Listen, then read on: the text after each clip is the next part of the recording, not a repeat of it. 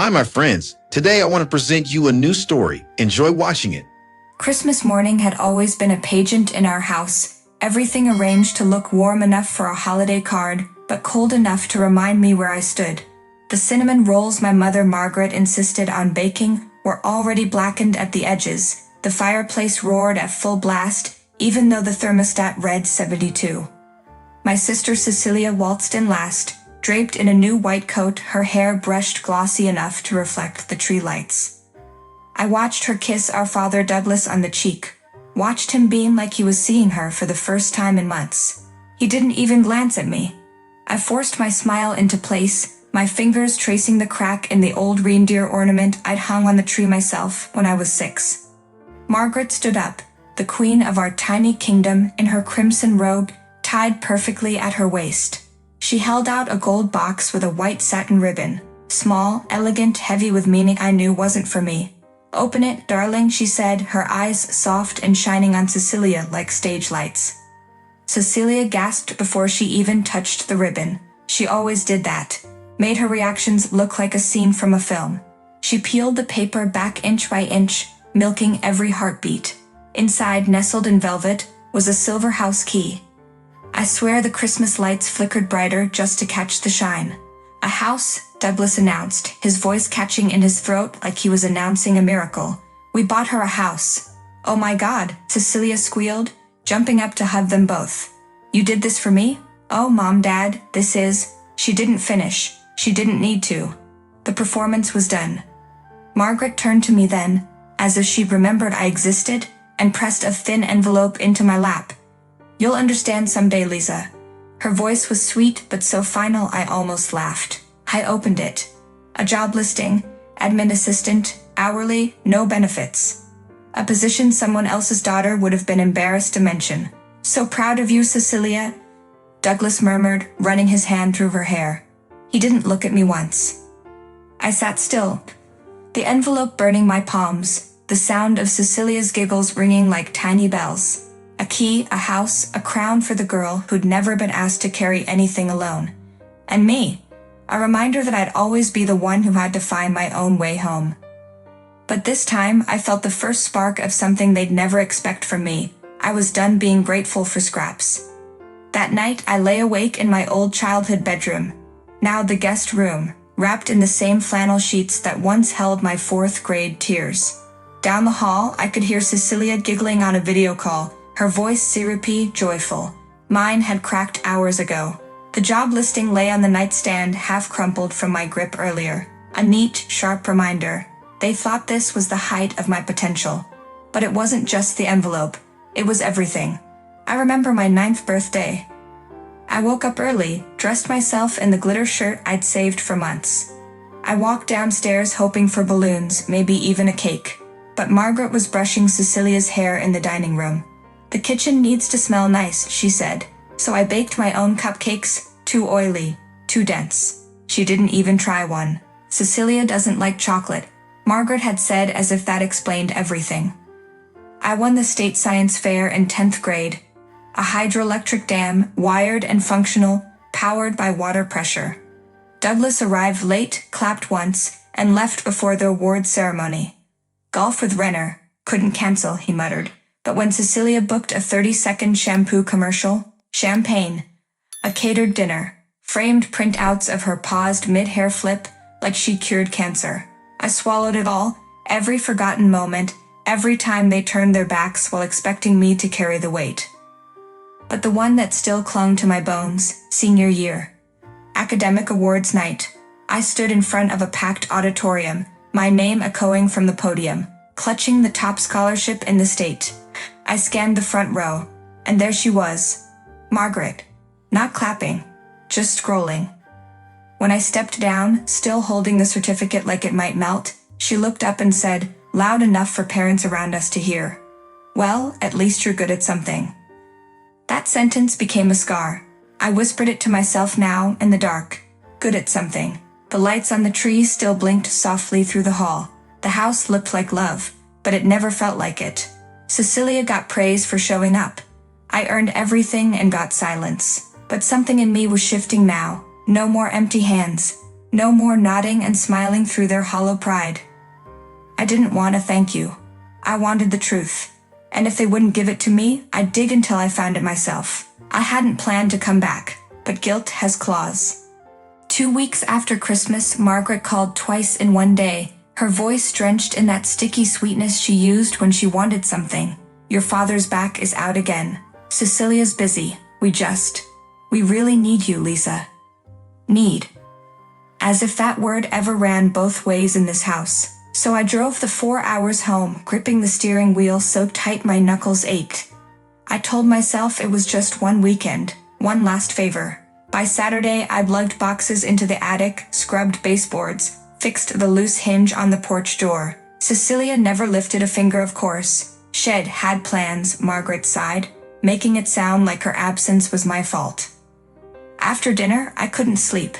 The guest room, my old room, still held my faded soccer trophies, dusty proof I'd been someone once. But the walls felt smaller, like they remembered all the words I'd swallowed here. I got up, feet bare on cold floorboards, and wandered the hall. That's when I noticed it, Douglas's office door. Open, just an inch, but it was always locked, the key tight in his pocket like a secret. Something in me bristled awake. I stepped inside. The air smelled like old paper and expensive polish. The desk lamp cast a cone of light over neat piles of folders, property deeds, tax returns, bank slips. My name leaped out again and again. Then I found it. A sealed envelope, thick, marked to be opened upon death in Douglas's unmistakable block letters. I sank to the floor, breath caught in my throat, and opened it. Inside, a parcel number, a property deed purchased under my name. A signature, mine, but the R in heart was wrong. Slanted, stiff, forged. I heard the floor creak behind me. Douglas's voice, low, sharp. Lisa, what are you doing in here? I stood, papers clutched to my chest. Why is my name on this, Dad? Why didn't you tell me? He rubbed his temple, eyes refusing to meet mine. It's complicated, you wouldn't understand. There it was again, that word. Understand. I stared him down, the truth humming like a live wire under my skin. Try me. But he just walked past me, gathered the scattered folders, and locked the drawer. Go to bed, Lisa. We'll talk in the morning. But I knew we wouldn't. I slipped that forged deed into my coat pocket before he could notice. No more looking away. No more playing the good daughter. If they wouldn't tell me the truth, I'd tear the whole house open until it fell out. I didn't sleep that night. I lay in bed staring at the ceiling, the forged deed pressed flat under my pillow like a secret I'd known all my life, but never spoken aloud. By dawn, I was back on the road, that manila folder seatbelted in next to me. I didn't tell Margaret goodbye, didn't bother with an excuse. I called Mia before I even unpacked my bag.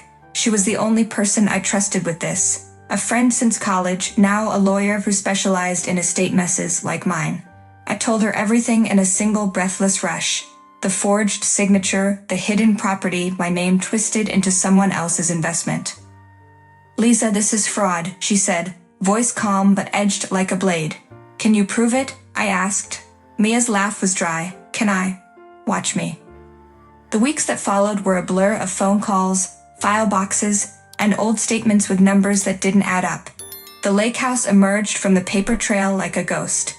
My parents had mortgaged it behind my back to fund one of Cecilia's failed ventures, some wellness brand that never even launched properly.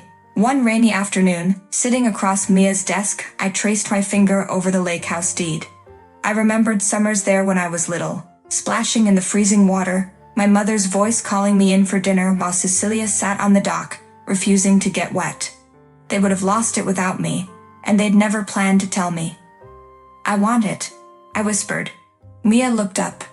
Revenge? No, I said, shaking my head. Proof. So we set up a shell company, clean and quiet. I used my savings, drained every account I'd built dollar by dollar since high school.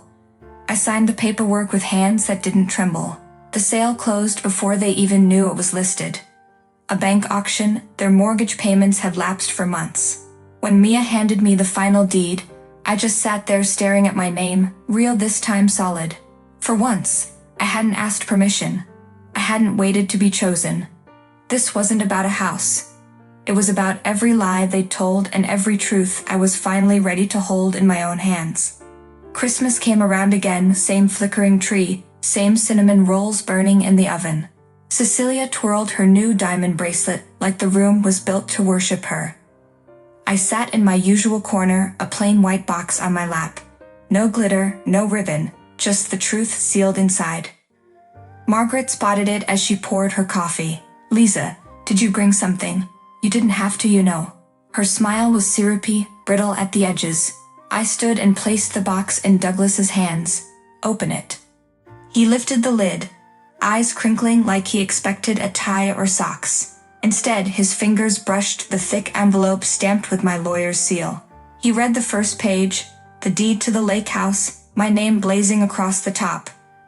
Then the second, detailing the forgery they'd buried in their locked drawers. His face drained, paper trembling in his grip. Margaret leaned over his shoulder, voice cracking. "Douglas, what did you do?" Cecilia clutched her bracelet tighter, looking between us like a child realizing the bedtime story was a lie. Douglas swallowed. "Lisa, we were trying to protect." "No." I cut him off, calm but sharp. "You were trying to control. I just took it back." Silence settled over the room like fresh snow, cold, absolute. Margaret's eyes glistened. "You're not going to keep it." I met her stare. "I already have, and I'm done giving pieces of myself away." No one moved.